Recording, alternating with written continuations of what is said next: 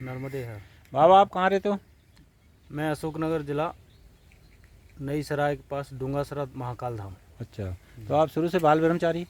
जी शुरू से ही? जी। तो ये परिक्रमा में हो आप? मैं भ्रमण में हूँ। भ्रमण पे हो? जी।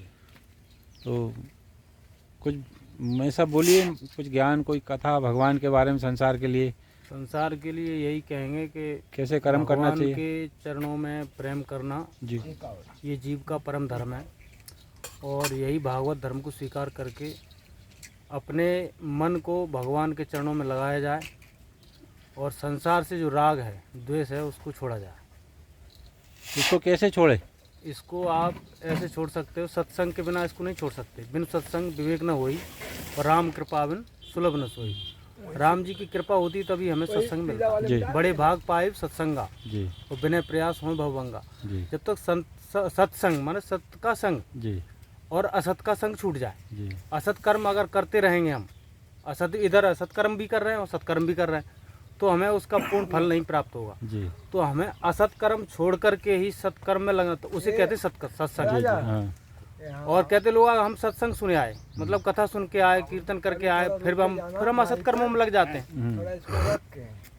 जो हमें जरूरत के कर्म है, जो नित्य कर्म है हमारा, जिस सत्कर्म है, जी वो तो हमें भगवान ने दिया है, जी चाहे हम गृहस्थ में हो या विरक्त में हो। वो नित्य कर्म आपको, जैसे आपको पत्नी पुत्रों का पालन करना है, गृहस्थ को अपने साधुओं की सेवा करना है, गौ सेवा भी करना है, आए गए अतिथियों की भी सेवा करना है। जी ऐसे ही विरक्तों का कर्म है, विरक्तों का एक ही कर्म है, भगवान का भजन, ईश्वर की प्राप्ति। जी जी लेकिन ये हर जीव का लक्ष्य है कि ईश्वर की प्राप्ति कर लेना चाहिए, क्योंकि बड़े भाग मानुष तन पावा। 84 लाख योनियों के बाद जी ये हमें मनुष्य का जन्म भगवान कभी कृपा करके देते हैं। जी कृपा करके देते हैं, तो इसका मतलब यही है कि हमें इस मनुष्य शरीर से ईश्वर की प्राप्ति कैसे होगी, इसके लिए हमें सत्संग और भजन करना ही पड़ेगा। जी जी बिनु हरि भजन न भवतरिये, यह सिद्धांत अपेल। जी बार मथे घृत होए बर सिकता ते बर तेल, जी। बिनु हरि भजन न भवतरिये, यह सिद्धांत अपेल। जी। आप बारी कहते जल को,